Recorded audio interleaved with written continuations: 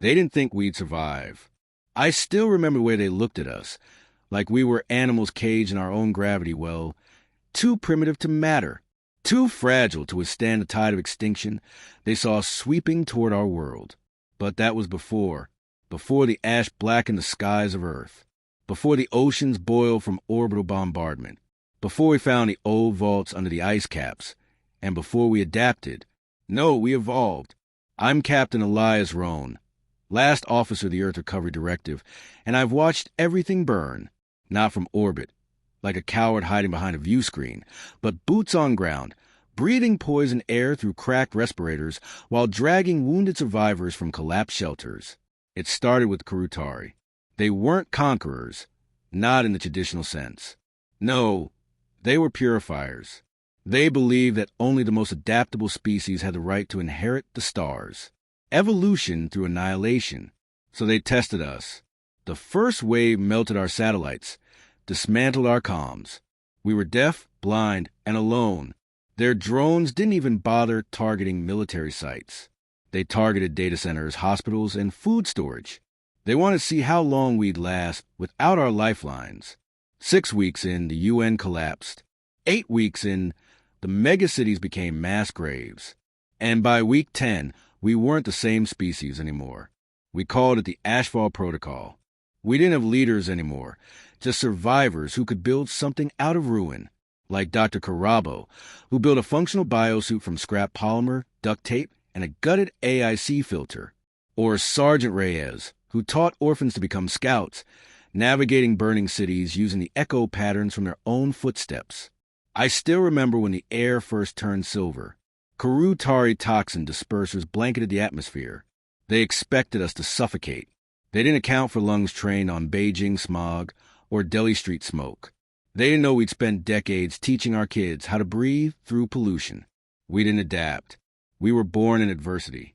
The Koru'tari underestimated a simple truth about humanity. We don't just survive, we learn, we integrate, and then we evolve. My first encounter with their scouts was in the ruins of Vancouver. I was foraging for filament to repair a broken solar rig when I saw one, a glider drone, thin as a dragonfly's wing, scanning the rubble with eerie precision. It didn't see me. It saw what I left behind, an old wristwatch rigged to pulse with residual heat and microwave bursts. It tracked the signal like a predator. A click, a hiss, a small detonation. Their drone folded inward like crushed origami. One down. 50,000 more to go. But that day, I realized something else. They were watching us just as much as we were watching them. And it wasn't fear I saw in their patterns. It was curiosity. They expected us to fall. When we didn't, they began to shift tactics. No more direct assaults. Instead, they seeded bioengineered plagues. Viruses that rewrote DNA on the fly. You know what happened? We absorbed it. I watched a boy with skin lesions turn into a walking filter.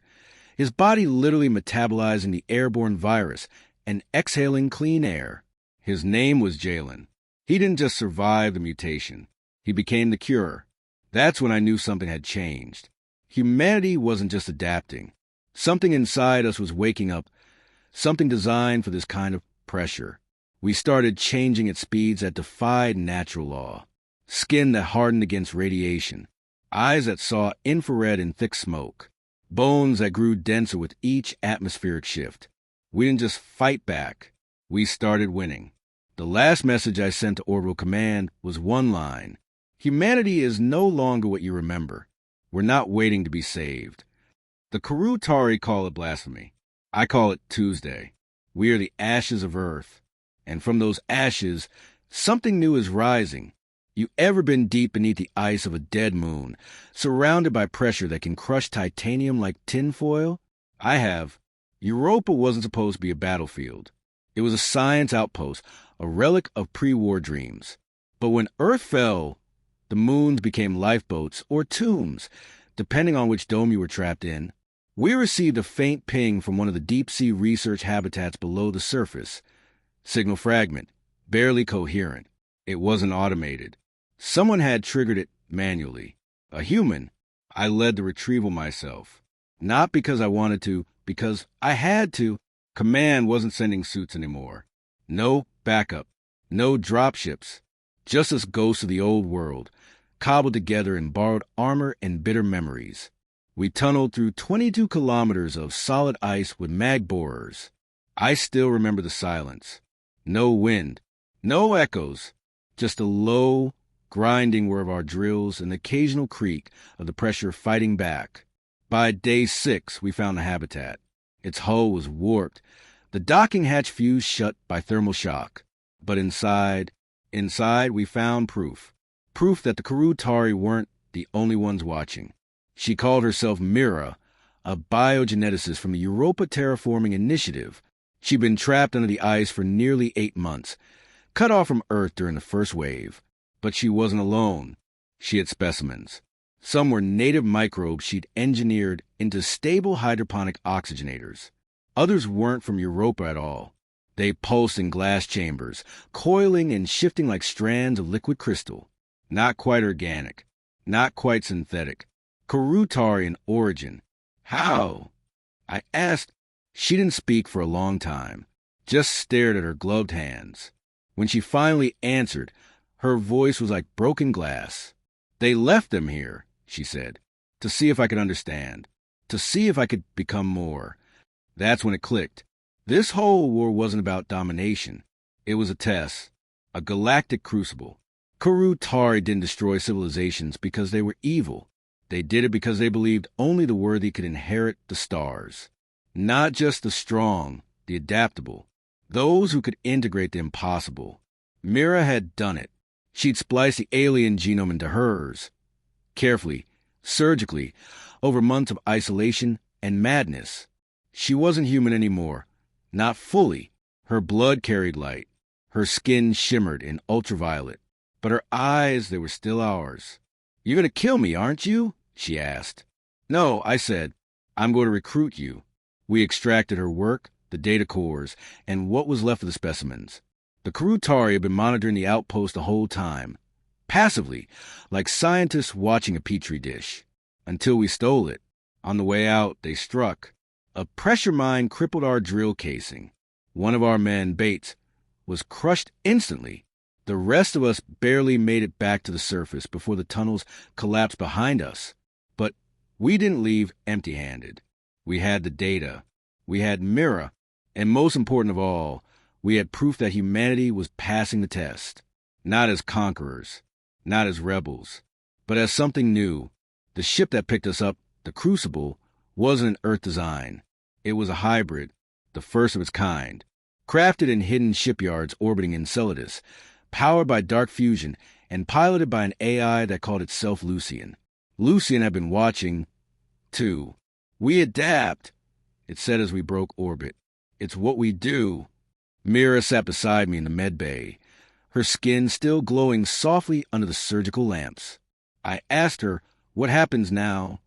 She looked out the viewport, her gaze fixed on the black ocean of space ahead. "We stop surviving," she said. "We start becoming." That was the moment I realized. The Koru'tari weren't our final threat. They were our first lesson. And class had only just begun. They called it the Cradle of Glass. A ring world the size of Saturn's orbit, orbiting a dying star. Not a weapon, not a city, a proving ground. A monument built by the Koru'tari's ancestors. Species long extinct by their own design. They created the ascension trials to test evolution, to refine what they call the inheritance of the stars. No species had ever passed them. No species had ever returned. Until now, we weren't invited. We crashed into it. The Crucible dropped out of null space above the cradle's outer edge, where kilometers of crystalline lattices floated in perfect mathematical symphony. Alien geometry, fractal and fluid. It was beautiful, terrifying. It pulsed with its own rhythm, like the heartbeat of something long dead but dreaming. Mira stood next to me on the command deck. The bioluminescence in her veins pulsed brighter here, resonating. "They made this to test themselves," she said quietly. "And they failed. Every time. That's why they turned it outward. Why they chose to judge other species." I asked the question I've been holding in my gut since Europa. "Why are we going in?" She turned to me, eyes brighter than Earth's sun ever was, and answered, Because we're not afraid to fail. And they never planned for that. The trials began the moment we breached the crystalline threshold. No announcement, no ceremony, just raw, existential hell. Trial 1, biological flux. We were dropped into an atmosphere that shifted every 30 seconds. Oxygen, chlorine, methane, no consistency, no pattern. The walls moved, the floor melted. Our bodies had to adjust in real time. Standard suits failed in under 2 minutes. Synthetic filters collapsed. But not Mira. She breathed it. Her blood, rewritten by Europa's experiments, began to rewrite ours.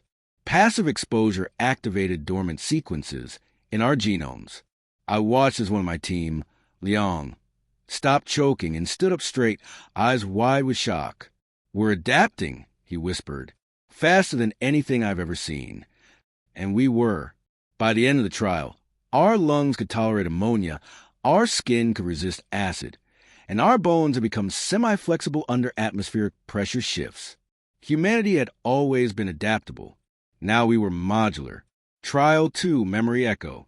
We were isolated, individually, trapped in constructs pulled from our deepest memories. Childhood homes, lost lovers, the worst days of our lives. But nothing stayed familiar. Every memory shifted, distorted, asking one question again and again. Who are you when nothing is real?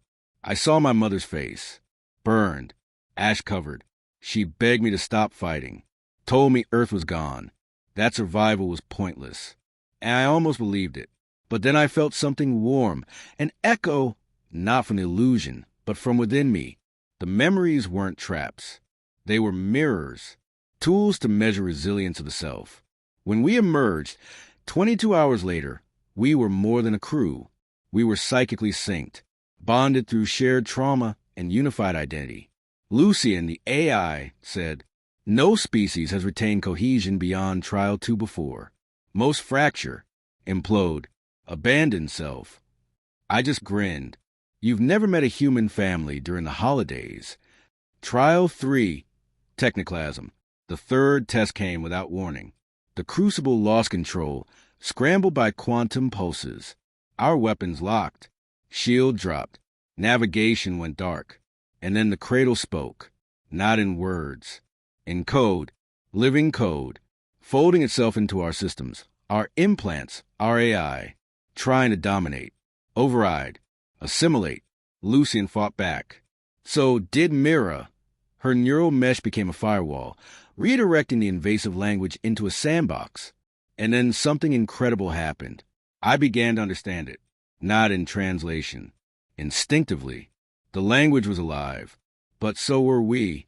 I reached into it mentally and pushed, not away, but through. We didn't fight the system. We became part of it, rewrote ourselves in tandem. That's when the cradle shifted again, not in resistance, in recognition. Lucian's voice broke through static, calm, almost reverent. "Captain, I believe we have just passed a threshold not seen in eons." When the third trial ended, the cradle opened a gateway, massive, shimmering, carved in light and magnetism. The Koru'tari were waiting, not drones, not machines, them, in the flesh, watching us from their throne of ivory and chrome. I stepped forward, armor cracked, blood still glowing faintly under my skin. One of them, the tallest, spoke in perfect Terran standard. "You were supposed to adapt. You were never meant to become." I met his gaze, unwavering. "You set the rules. We broke them." He blinked, a strange gesture for their kind. Then he smiled. "Then the trials have truly begun." They thought they were gods. The Koru'tari stood for over 1,000,000 years as galactic judges, arbitrators of evolution, curators of extinction. They pruned the galaxy like a garden, cutting away stagnant civilizations and seeding others with brutal trials to see who, if anyone, was worthy of rising. Until we came. Until humans walked through their ascension trials and rewrote the rules. Now, they weren't sure what we were. I could see it in their eyes. Those glinting, ultraviolet pupils layered like concentric galaxies. They looked at us not with scorn, but with doubt. The kind of doubt that cracks empires. We weren't supposed to evolve this fast. We weren't supposed to integrate their language, their biotech, their tests. We weren't supposed to survive with our humanity intact. But we did, and it split them apart. It started subtly. A transmission intercepted on the cradle's edge. A Koru'tari signal not meant for us. Mira decrypted it. What she uncovered didn't just shake us. It shattered our understanding of everything. The message was clear. The humans are not adapting. They are ascending. And we must decide, do we crown them or cull them? We were summoned again. This time, not for a trial. For a council. A space unlike anything I've seen, even in the ruins of Earth's greatest cities. We were taken to a place they called the Luminary Vault, a cathedral of thought carved into a neutronium shell floating at the edge of a dying star.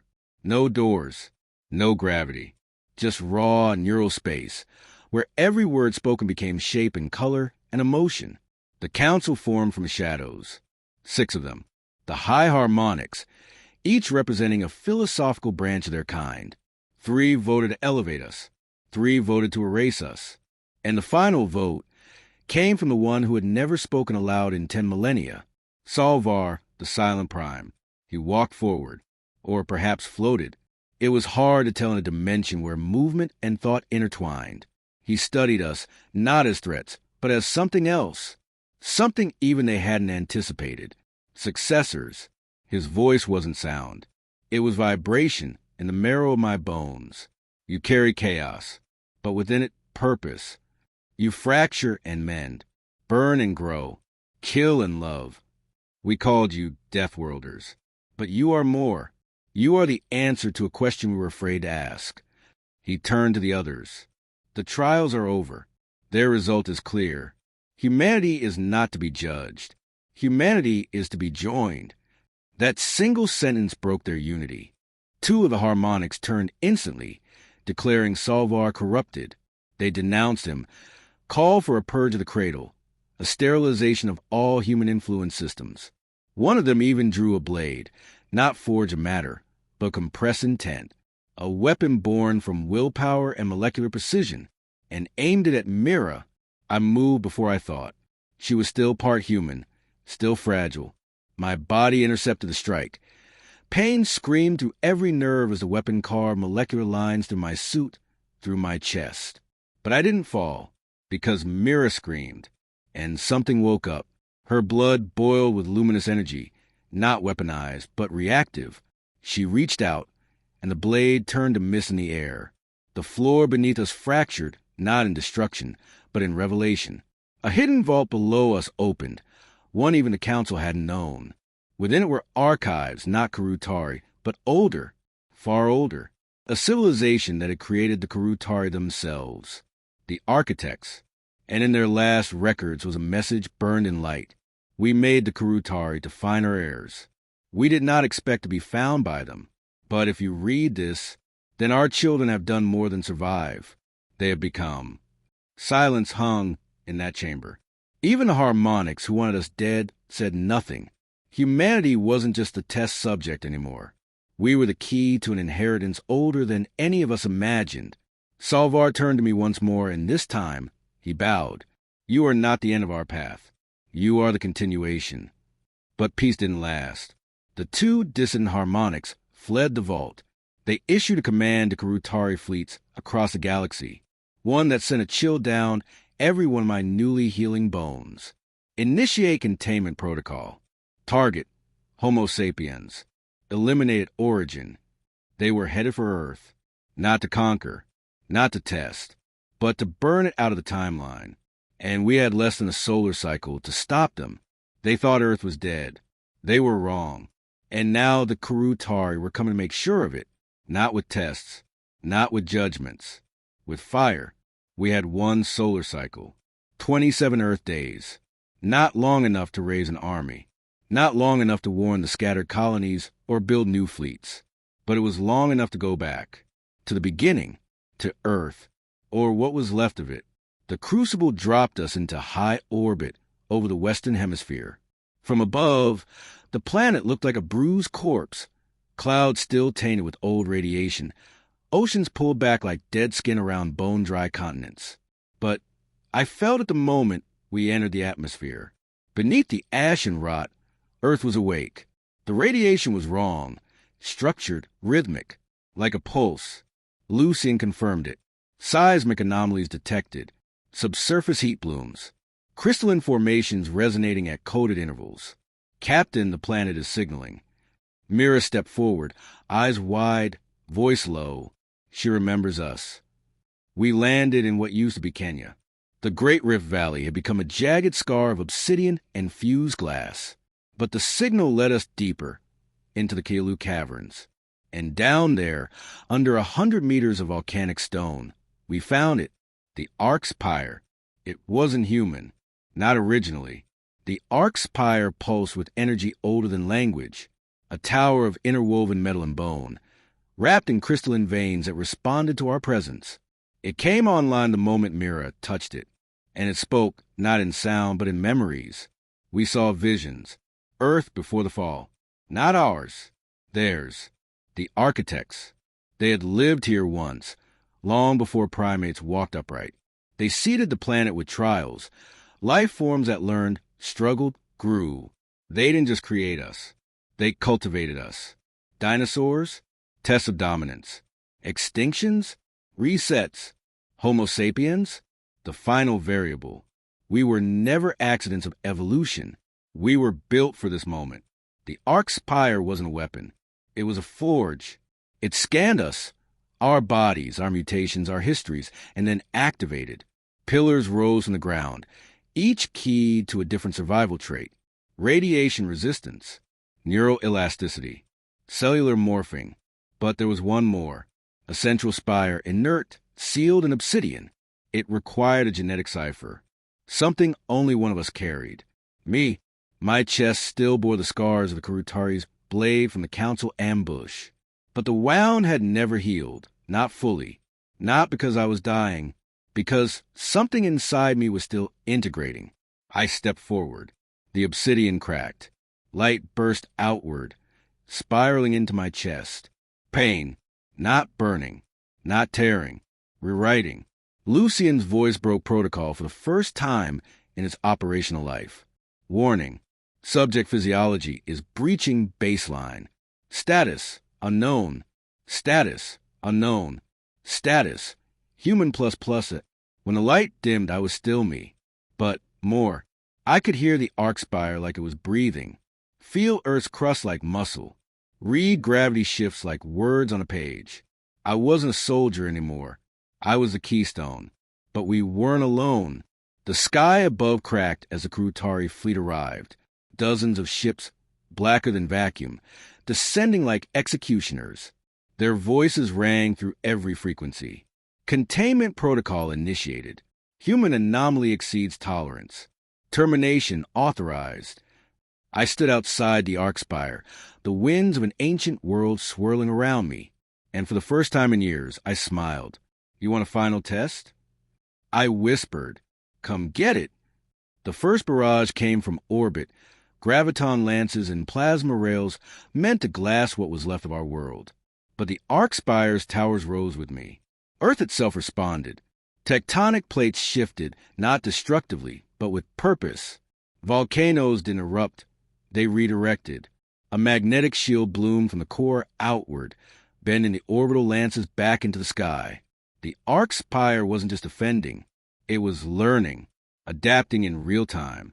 Mira led the next wave, her body glowing with radiant heat, leaping through the air as if gravity bent around her. The others followed. Liang, Reyes, even Lucian, now inhabiting a mobile core, joined the charge. We didn't just fight. We synchronized.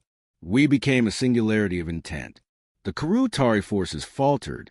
For the first time in their history, their command fractaled into hesitation. Their target wasn't just fighting back. It was awakening. And then Earth spoke. Through me, through every survivor. Through the arc spire and the blood in our veins. I am not just a cradle. I am the crucible. And these are my children. The enemy flagship fired its core weapon, a planet cracker capable of reducing Earth to particles. I reached out with a thought.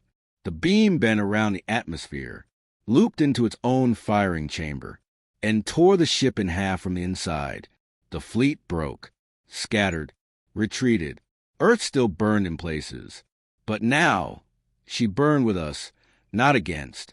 Mira stood beside me in the ash-choked air, looking at the stars.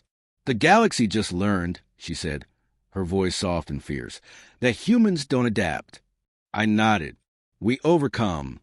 You ever see a civilization try to pretend it's not afraid? I have, from a bridge of the Crucible, staring down the endless obsidian spires of Velthakar, the Koru'tari core world, homeworld, see their judgment, and now, the eye of a crumbling storm.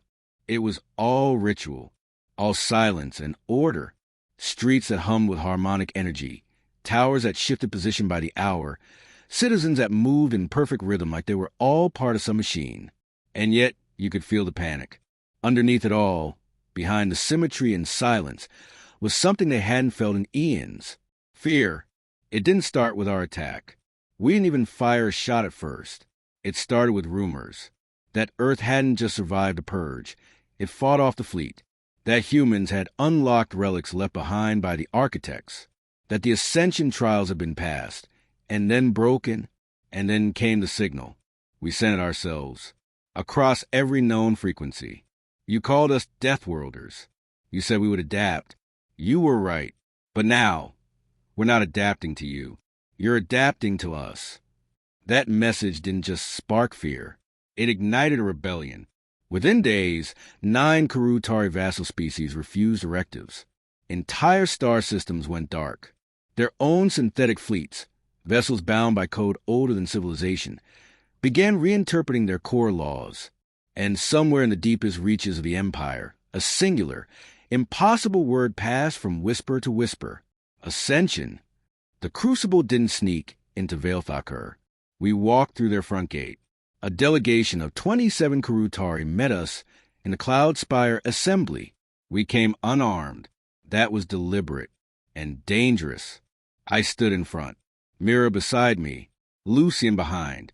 Not a military formation, a statement, a triad of evolution, humanity in body, mind, and machine.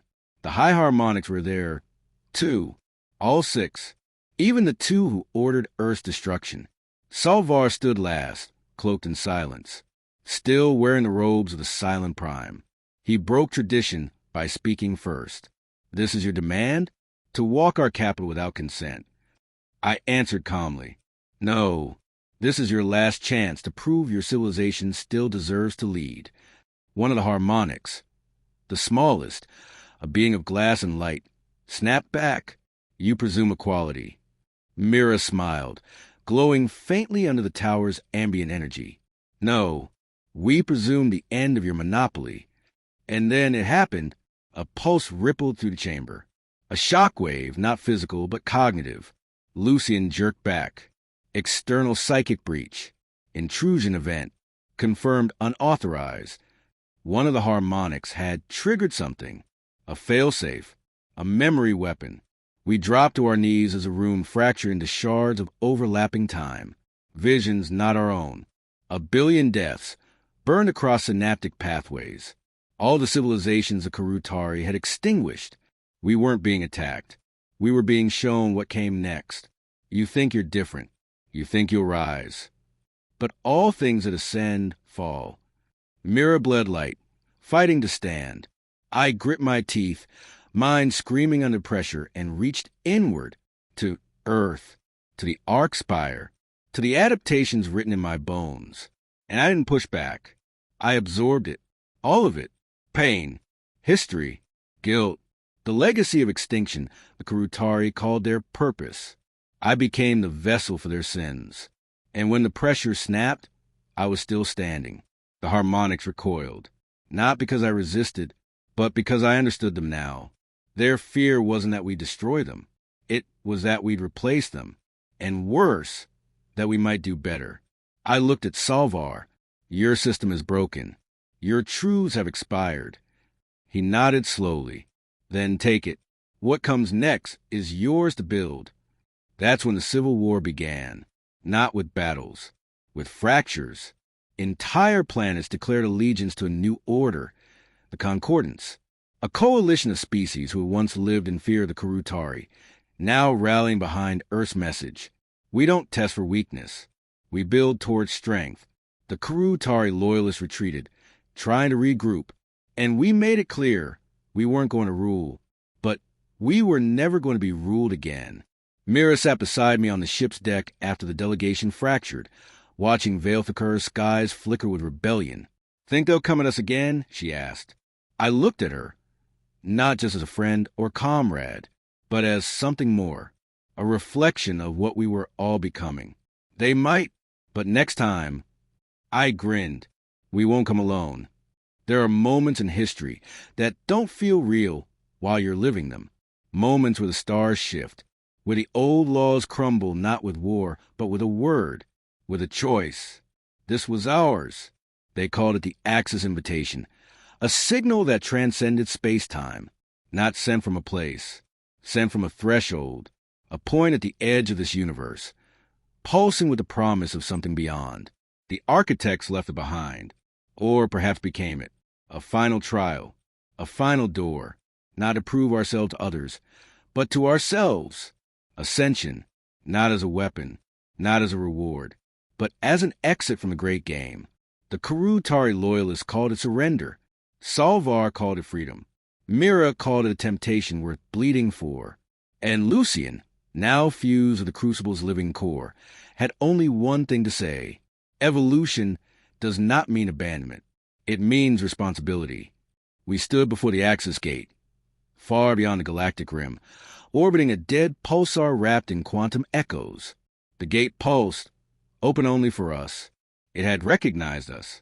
Humanity had passed every test the galaxy threw at us, biological, mental, moral. We survived extinction, rebuilt from ash, shattered ancient empires, and gave broken species a banner to unite under. And now, we were being asked to leave it all behind, to step into the unknown and become something else. Mira looked at me, her glow now subtle, serene, no longer a side effect of mutation, now an identity. "Do you want to go?" she asked. I thought of Earth, of the arc spire still pulsing beneath molten glass, of Leong and Reyes, now teaching newborn colonies how to thrive in chaos. I thought of every species who had looked to us not as saviors, but as proof that rising was possible. And I answered honestly, we already ascended. But they need us here, because in that moment, I understood the final truth. Ascension wasn't about leaving the galaxy behind. It was about being worthy of shaping it.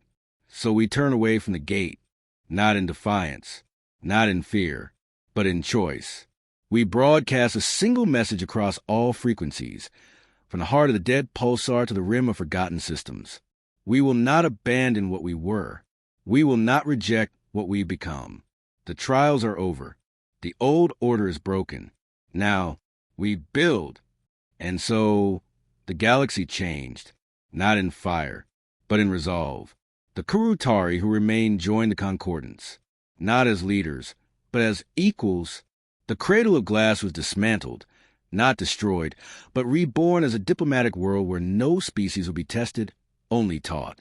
The arc spire on Earth pulsed again, this time as a beacon, not a forge, a lighthouse for the lost. Mira went on to see the first adaptive Concord of Mars, a civilization that could breathe dust, metabolize radiation, and dream without sleep. Lucian expanded, became more than an AI, a philosopher embedded in every major system across the new galaxy, not as a god, but as a guide.